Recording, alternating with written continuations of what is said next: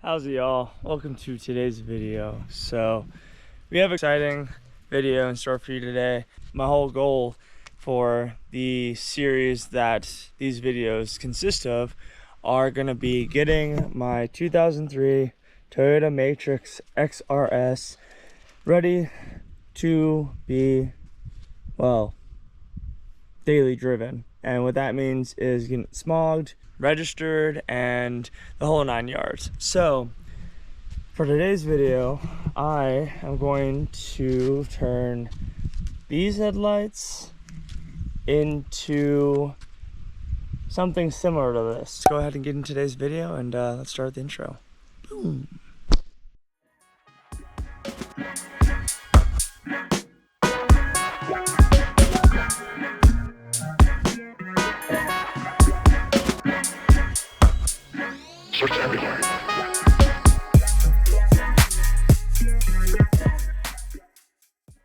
So the previous owner, I don't know if it was a front end collision or what happened, but the previous owner decided that the right side of the car has brand new headlights. I don't know if the old headlights were busted up or whatever may have happened, but these headlights are pretty much brand new, and these headlights, well, clearly are not.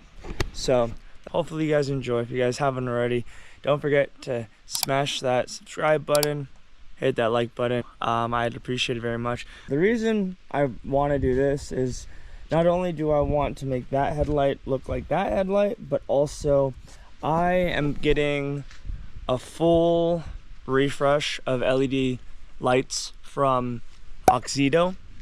They're actually the channel's newest partner, I guess you could say.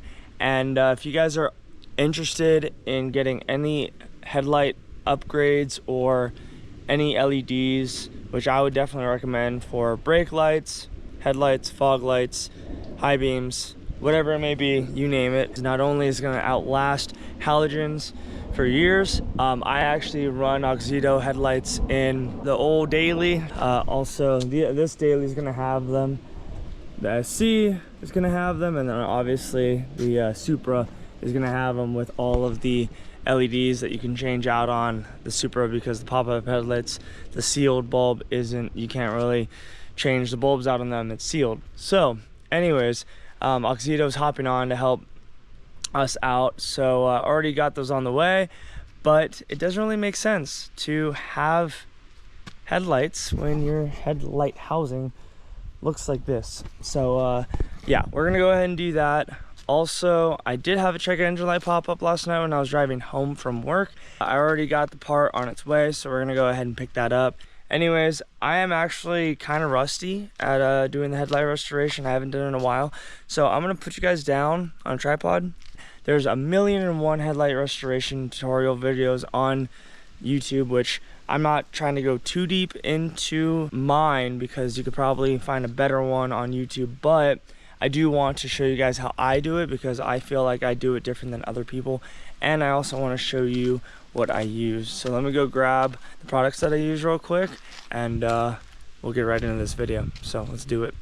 First thing you want to do is you want to take a bottle of water with, I'm going to use washer fluid because that's what I have around and it works just as well, but you just want to clean the headlight off. And this stuff, well, this bottle is going to make it very spuddy, so you just want to clean the headlight off as best as possible. And then you want to take a clean-ish wipe and you want to just wipe the headlight off. This ensures that headlight is nice and clean and there's no dirt or debris on it, because the last thing you want to do is start cleaning the headlight and have to clean it more than you need to. And then the next part is probably one of the most important parts, and that is to tape around the perimeter. So we're gonna go ahead and grab our tape real quick, and we're going to tape this sucker up. So let's go ahead and do that. You're going to slot it in to the area.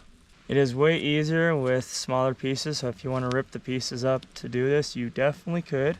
I like to just do a single piece, and this probably is going to be the death of this job, but for me it's just a little easier to do it that way. So you're just going to go around the perimeter of it, make sure that it is inside the gap.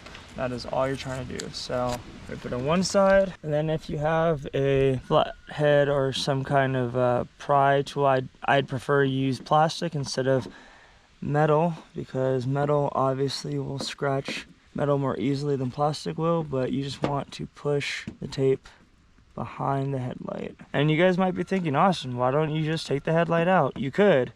However, this is a proven method, and even though it's more time consuming, it is definitely the preferred method for sure. And also, you do want to use as little of these like split pieces as possible, because when it comes to you taking the tape off, if you have the longer pieces and less little pieces, pulling the tape off is going to be a lot easier, and it's just going to make the job a lot quicker. As you can see in here, I don't really care too much about this edge because you're not really ever going to see it. I just want to get this ridge right here nice and exposed, because the hood's going to be over most of the inside, so you won't see it. I just want to make sure that this point right here and all of this is exposed. So I'm gonna put our tape away, and then we're gonna go ahead and start into our first section. So I have used a lot of different headlight restoration kits, and all of them are really good, don't get me wrong. The problem that I have with a lot of them though is that most of them, they only come with a small bottle of clear, and I don't like that. So what I usually do is I get like this. So this is Meguiar's clear coat, specifically for headlights. Any clear coat will work. Out of a gun is better than out of a can. I've never used the Meguiar's clear coat, and it's readily available for you to go to the store or go online and buy. So most of the products that I use, I'm not sponsored. I fully pay for all my products, but I want to show you guys that you guys can like go to the store, buy this, and then use it effectively. You can also use other clear coats. Like I said, the only problem with other clear coats, especially paint clear coats, like metal paint clear coats, the formula is different, and so it's not going to stick to plastic as much. You can try to get like rubber trim restoration clear coat, but that's rubber, so I don't know. It's up to you guys if you want to kind of venture out and see what products there are to use, but for me, I like using this because this stuff is easy to use, easy to spray on. It's meant for headlights, and it's readily available on like Amazon or wherever you go for your parts. I don't know if they are at like O'Reilly's or AutoZone. I'm not entirely sure, but if they are, and if you see it, grab it. I'm also going to be using the Chemical Guys Headlight Restoration. I also have the Plastics Restoration. I really don't like that stuff though, because you just have to use a lot of it to get any kind of decent result, and this stuff you only use a dab of it, which I'll show you later on down the process, but you only need to use a dab of it and it works wonders. So that's what we're going to go ahead and use today. As far as the sanding pads go, I believe I have a 400, an 800, and a 3000. These ones came in the 3M headlight restoration kit you can get, which I'll put a picture of it on screen. I like these because they're small and they come with application pad. Honestly, if you get the kit, you could literally just go to any home goods store or any like paint store and get replacements of these, because these are just, I think there's a 3-inch pads. Even go on Amazon and just get a pack of each of these. These go on a drill truck, which I would highly recommend getting a drill truck applicator sander pad, because it's just nice. This is going to be the last hurrah until I go out and buy more 3-inch pads. I want to see how far they could go, if that makes sense, because I've had this kit for years. The clear coat pad applicators that came with the kit are long gone, and I don't really like using applicator pads for clear coat. I'd rather use a spray, because then I can get a nice clean flow, which you guys will see later on in this video. And then also it comes with this, which I'll show you guys because it is dirty as heck, and it's not fluffy anymore because last time I used it I didn't clean it. So thanks Pad past Austin for this. Now I have to clean it because of you. We're gonna go ahead and clean this first just so that I can show you guys. So to clean this, all you're gonna do is you get a drill truck, put this into the drill truck. You wanna get it so it rotates as fast as possible, just like that. All I'm gonna do is I have some water here. I'm just gonna spray water on it. What this water is going to do is it's actually going to loosen up the compound that's on that, and it's just going to make it, I wouldn't say come off easier, but it's going to soften the applicator pad. So you're going to want to just spray this on. There are cleaning agents out there like applicator pad cleaning formulas and chemicals that you can use, which are really good. I know a lot of my detail friends use them, but I don't have anything like that here. So we're just going to use water, and then what we're going to do is, I'm gonna try not to spray you or me. We're just gonna, again, the camera's just crazy. Water works right now. So we're just going to spray the water off, and then we're gonna use a flathead, right? And we're just going to, and see how fluffy it is already? So we're gonna do that a couple times just to get all of the previous chemical paste or whatever I used last on this. I don't even know what I used. I think I still use the same applicator that these headlights use, but the old one that I don't have any more of now. But let's go ahead and do it one more time.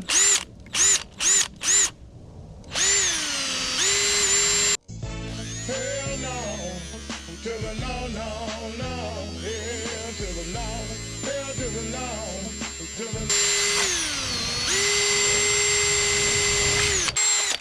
Alright, see, now it's all nice and fluffy.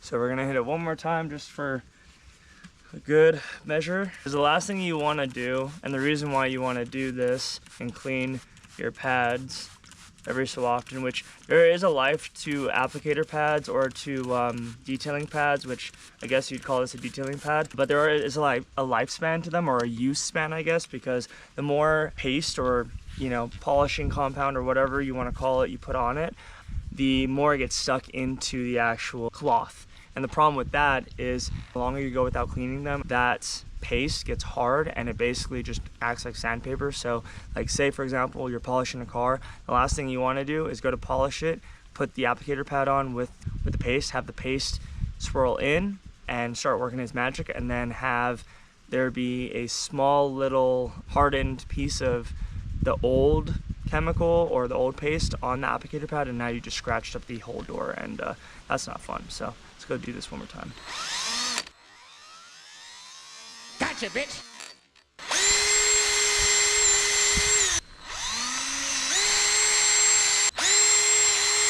So that's all nice and dry,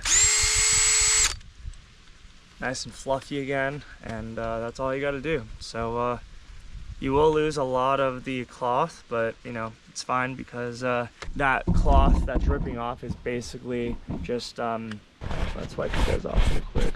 You want to be able to do that so that all of the old cloth that had all of the old paste on it comes off, so that you can use the newer stuff underneath. All right, you guys are all cleaned up, so let's go ahead and get into actually getting these headlights restored. So I'm making sure I organize everything out. So we have our 500 grit, our 800 grit, and then our 3000 grit right there. So I like to spray the surface with just water, because then it makes it way easier to use the sand pads, and it still scratches really nicely, but it's kind of like a lubricant in a way. So let's start, let's get at it.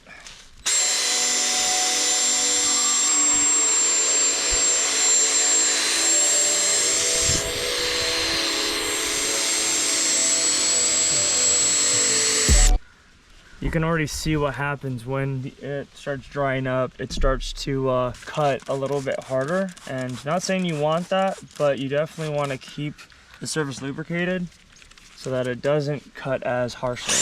And after each pass, I'll spray down with water and wipe it off. And the goal here is to get it as murky as possible. The more hazy it is, the more the sandpaper is working, and the better results you're gonna have, which is kind of weird to think about, because you're trying to make it clear, not trying to make it more murky. But trust me when I say it's gonna make it better. And restoring headlights is very similar to doing compound or polishing, because you always want to keep moving. You always want to be in motion, because if you stay in one place too long, you'll burn through the paint or burn through the headlight in this context. Also, if you guys notice, I didn't put a lot of pressure. I just held the impact there and I let it move itself. I obviously wanted to keep pressure on it just so that I made sure that I was in control at all times. You really want to just make sure that you're doing a nice, even, clean pass.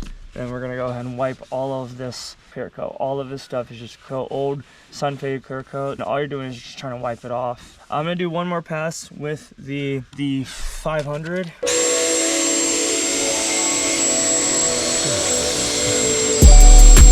Yeah, so we're already getting blemishes in the headlight, and that's exactly what I didn't want, but I'm glad that it happened so I could show you guys, because we're gonna have to fix that now, which is not bad at all.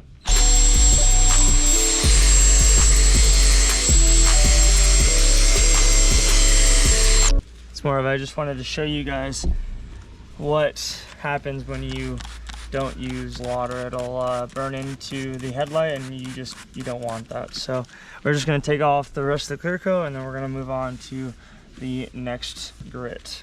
Now it's funny, I have all these microfibers in the garage, but I'm not using them, so let me go grab one of those real quick. I'm going to take this tape off now so you can see what the difference is, but you can see exactly what that sanding did to the headlight, which is pretty awesome to actually see. I normally don't do the dividing tape, but I wanted to show you guys that this is what you want from this, because this is literally just this all the UV removed.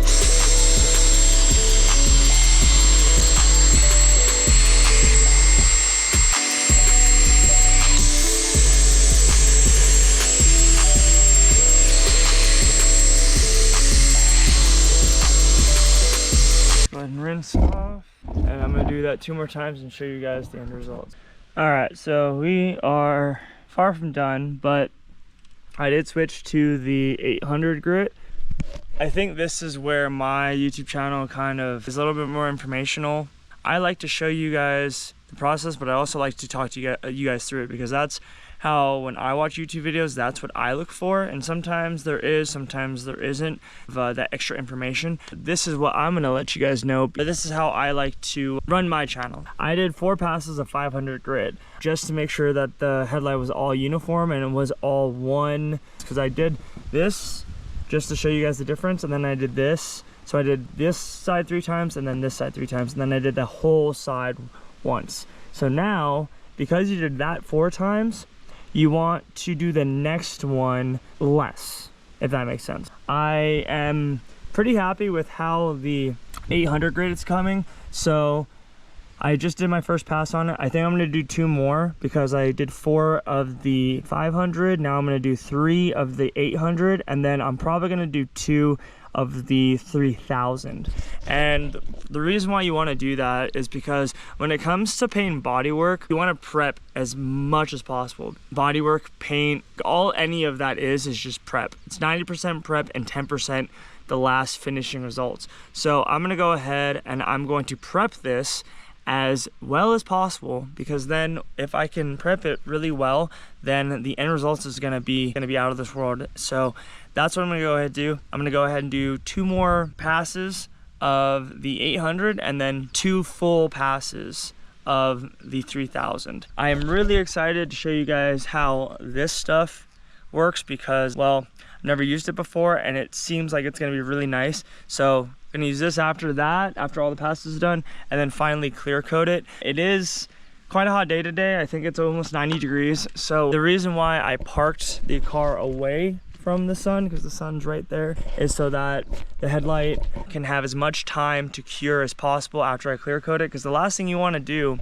is have the headlight directly in the sun, spray the clear coat on, and have the clear coat already hardened, because you want more of a wet look to your clear coat. You don't want like a really harsh dry look. You want it to go on wet, and I'll show you guys that later. I'm hoping that I can show you guys that, because clear coat makes me nervous, because no matter how much I prep for it, if the fan doesn't come out nice, then it kind of it doesn't ruin the whole process, but it leaves a less desirable finish than what I want, but I'm super hard on myself, so you guys will probably think it looks amazing, and I'm just like, nope, gotta redo it all. With all that being said, I'm gonna stop talking story. I'm gonna get back to this because we are wasting daylight, and the sun is at the perfect position for me to clear coat this and have it dry out. So let's get it done.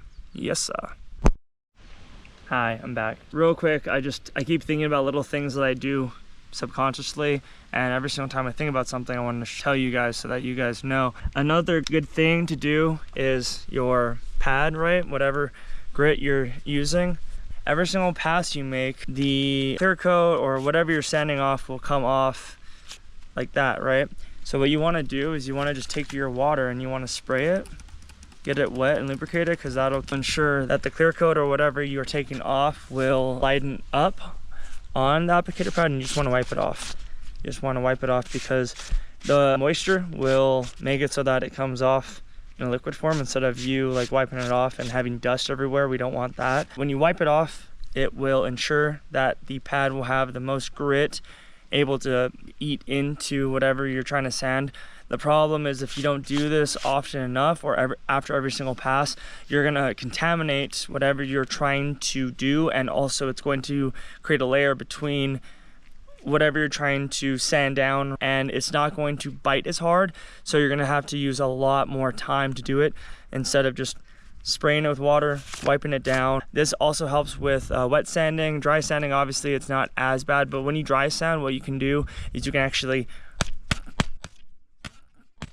pound onto the applicator pad, and that will ensure that all the dust comes off. The dust will build up onto the applicator pad. It'll just create a little bit of a level in between your grit that you want to use and whatever you're trying to accomplish, and it's just going to make it a lot more difficult. I learned all of this when I was working at the body shops and just watching people do it, and I figured if I know it, you guys should know it, because I'm here to teach you guys, or I'm here to learn as well. Teach and learn, it's give or take, and I feel like that's something that's important, and I wish I knew that when I was doing it. Some people it's common sense, but some people it isn't, so if it's common sense, disregard it. But if you learned something new from this video, definitely smash that like button and subscribe. Consider subscribing. If you don't like the video, totally fine with me. Just go ahead and share it with some of your friends, because I'm sure if any of you guys are car guys or body guys, or looking to learn into just having a new skill or just knowing more about bodywork, polishing, compounding, whatever it is,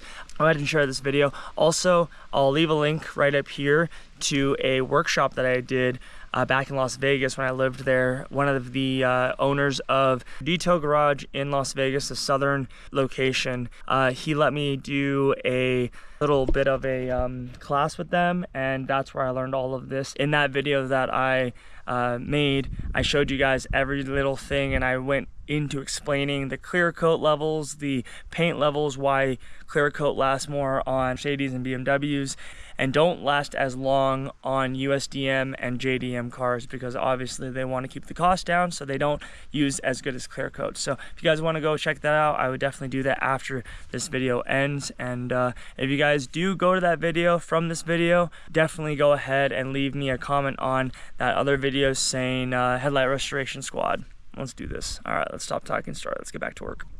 All right, so now as you guys can see, I already hit it with 3000, so it's a lot nicer than it was before, which is really, really cool. I already wiped and dried off all of the residue, so it's nice and clean. I'm gonna go ahead and just use some soapy water, because I just want to make sure it's nice and clean. We're gonna clean off the soapy water, and then we're going to use a dry microfiber and wipe it completely off. This will ensure that when we put the polish on, it's going to actually hit the headlight housing, and it's not going to get any type of residue, dirt, or whatever it may be in it, because yeah, keeping everything clean is the most important part. So now comes the fun part. So we're gonna go ahead and switch the pad off of this, and we're gonna go ahead and put the spreader pad on.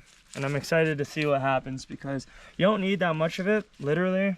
Look at that, I haven't even opened this yet. So we're gonna go ahead and open this. Same thing as polishing compounding, you just need 4 dots. 1, 2, 3, 4. That's a lot more than usual, but especially that dot right here.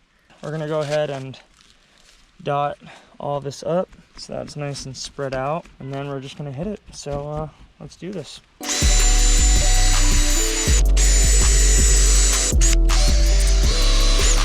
I'm gonna put a little bit more on there, spreading it out a little bit more. There we go.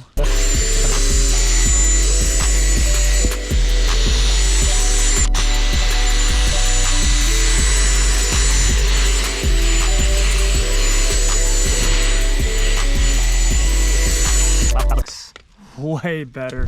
Oh my god. Okay, we're gonna wipe off all the polish one more time, and then we're gonna do it once more. Man, that looks insane. That's way better than it was before. Holy mother. This is, transformation is insane.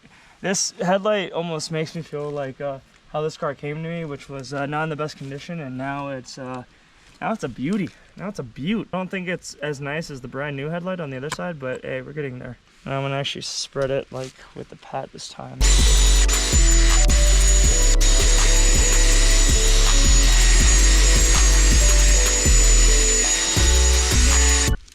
I can get down with that. That's looking a lot better than it was. That's for dang sure. So now comes the most important part. What we gotta do is I have to take all the polish residue off. Honestly, I kind of want to see your guys' reaction to the other side and this side after I clear coat it and let it sit for a little bit, because I want you guys to see like how similar they look. Wow, this came out amazing. Sometimes I get dumbfounded on like how this stuff works, you know, like how just polishing everything works. So, all right, we have it cleaned, equally covered, like the coverage is good. Let's try this out. I'm kind of nervous, I'm not gonna lie. All right, you ready? Because I'm not.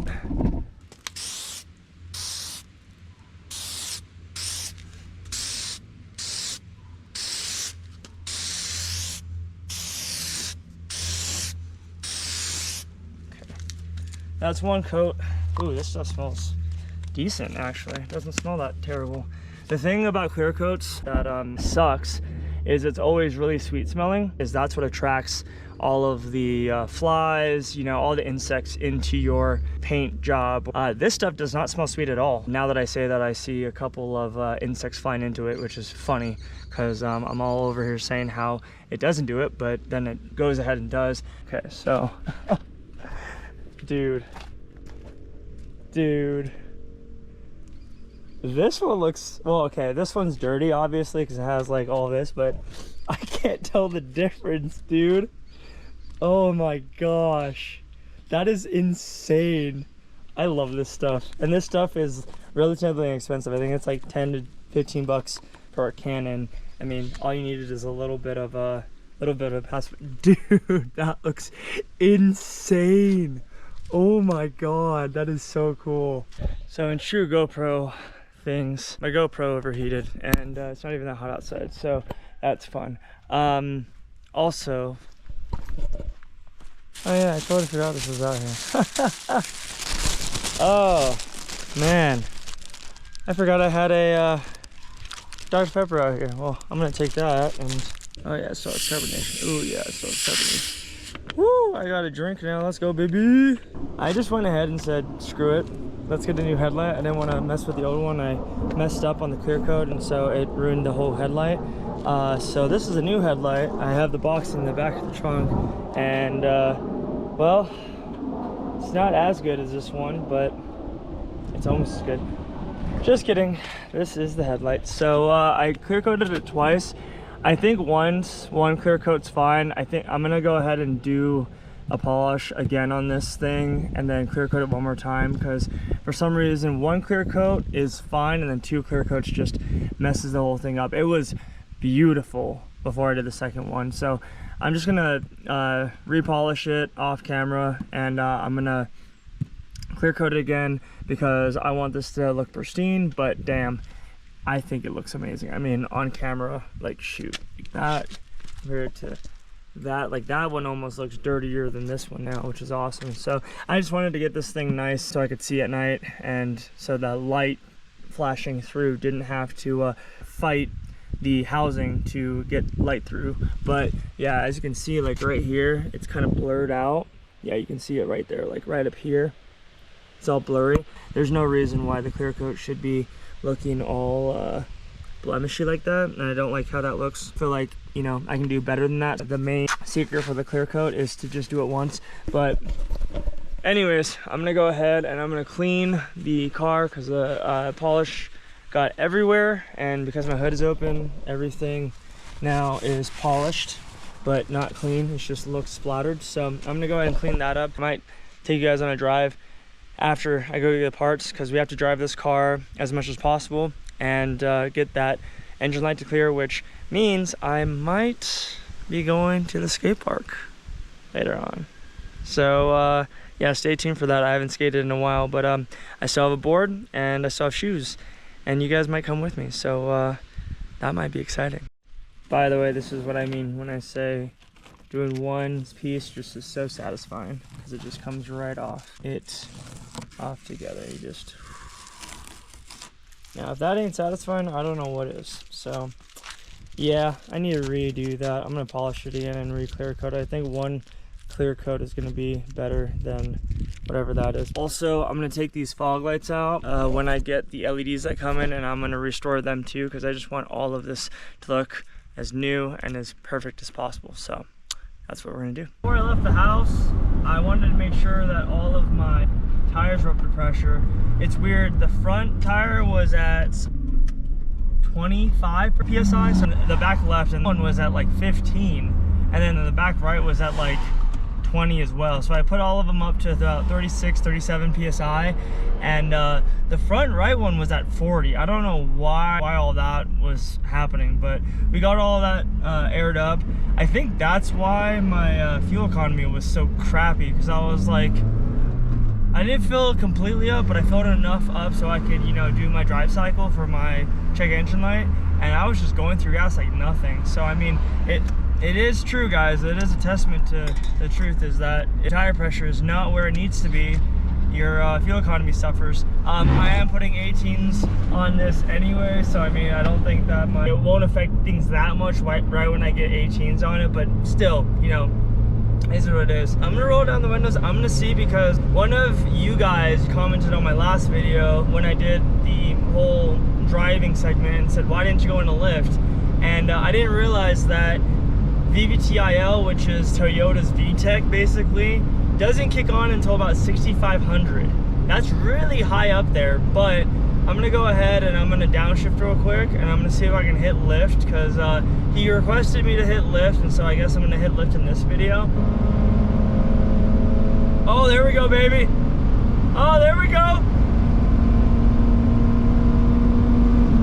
Okay, hitting lift in fourth is kind of weird. Oh, wow. Holy crap, I'm going speed limit already. That was sick. I think if I hit it in first and second gear, it'd be more noticeable, but like you can really hear it. I do have a alignment appointment. I wanted to get you guys some in-car driving footage in like the mountains, because I live pretty close to a good mountainous road that's not extremely long to drive, and it's pretty close to the house. So, oh, and then also the reason why I want to go under there and get all the atrocity that is the alarm system is because above that is the relay for the daylight running headlights, and I want to take those off. There's no reason those should be on. The only reason why those things are a thing is because in Europe they have so much fog that daylight running lights on Volkswagens and Audis are mandatory, because in fog you don't want to have your headlights on, but you have to have your DLRs on. So basically it's like your headlights, but your DLRs are always on, and it burns them out really quickly, especially if they're halogen. So I want to save my halogens before I get the LEDs. I already ordered them, so they should be any day now, but until then I don't want to be stuck with not being able to drive this thing at night because I don't have headlights, because my bulbs go out, so to speak. So we're gonna go ahead and chop the daylight running relay out. You know, let's hit lift real quick. Oh baby, let's go. Oh my god. Okay, I'm not gonna lie, first in VVTI, that just put a smile on my face. Oh my god, I loved that. I loved every bit of that. That was awesome. That was awesome. Oh my god. All right, so let's go ahead and go to the parts store right quick, and then I will check in with you guys in a little bit. Alright guys, so we're in Mexico now, and I got the part switched out, so now we can have some fun with it. So I'm in second gear, going 40. Let's see what this thing can do.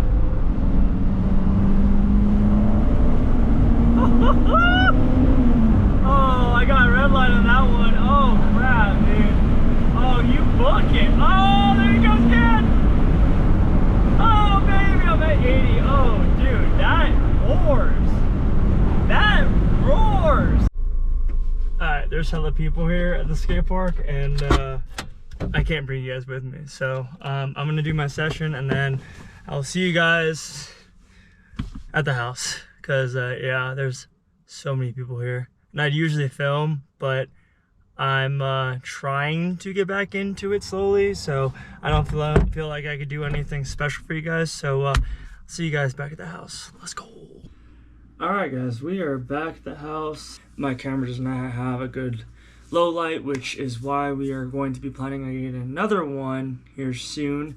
I think my last video, I said something about my battery dying. That actually wasn't the case. It just never charged. So I do have both batteries working, thankfully, so I can at least, you know, have enough battery life to get these videos done, because one battery just isn't enough. I usually have to recharge one of the batteries, so I have like 3 full battery charges to get one of my videos done, because unfortunately GoPro's batteries are not the best life. The charging systems is just ridiculous. You have to like buy the accessories just to charge your batteries without them being in the GoPro. Like, that's just kind of dumb. Like, every other system of action camera has the battery charger that comes with it, so that you can charge the batteries while you're still using it. So I don't know. Anyways, that's a whole gripe. Fun thing though is when I pulled up to the skate park and I was like, oh, there's too many people here. Well, I got talking to most of them, because you know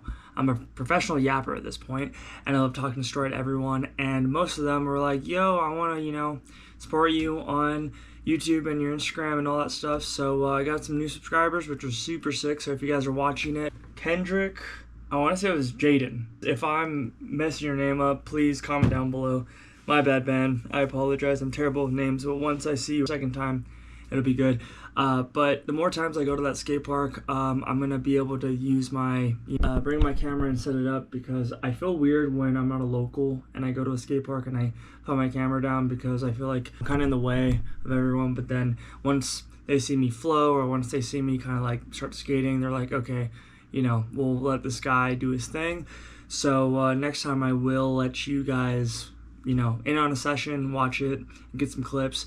So if you guys want me to go down to the comments and get more skate clips in or something like that, comment down below and let me know that you want me to put more skating into these vlogs, and I definitely will have no problem doing it. My channel started with skating, so kind of going back to it's kind of cool, but not as serious as I used to be. I don't think I was ever very serious, but now I feel way more comfortable with where I'm at in life, so going back is just nostalgia and just getting my blood flowing and, you know, staying active, all that kind of good stuff. Thank you guys so much for watching. If you guys learned anything from today's video, I would definitely appreciate it if you went down to the subscribe button and smashed it, and also liked this video, because I feel like a lot of people that do headlight restorations, they explain it very well, but they don't do every single step. My goal for this channel is to show you guys everything that I do. There's one right way or 2 right ways, and then a million wrong ways. And for me, I want to show you guys the few right ways there are to making these repairs, or just doing it yourself, because it's really important to me that, you know, people are able to do it so that it's more cost efficient for them, but also just so that they don't have to go out and buy new headlights. The oxidation and the UV rays just kill headlights. So being able to do it yourself is awesome, and you don't even have to go anywhere or pay anyone. If you want to, go for it. It's just one of those easy things like an oil change where you can do it yourself and you can save a lot of money. And it's just, for me, it's no brainer, but some people don't want to do it. So if you are one of those people, at least you know the process.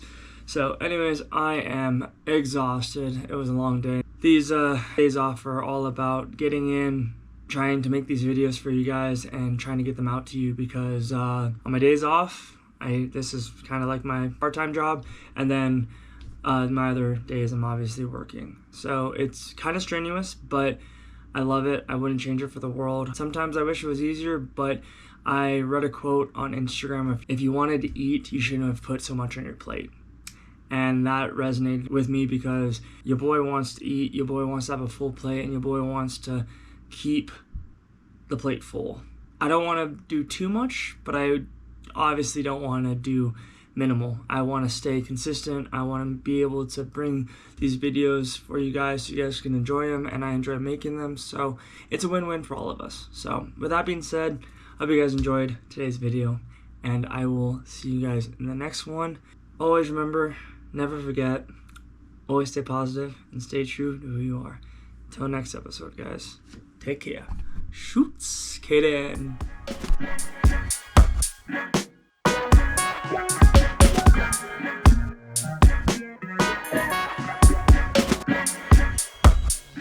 Search everything.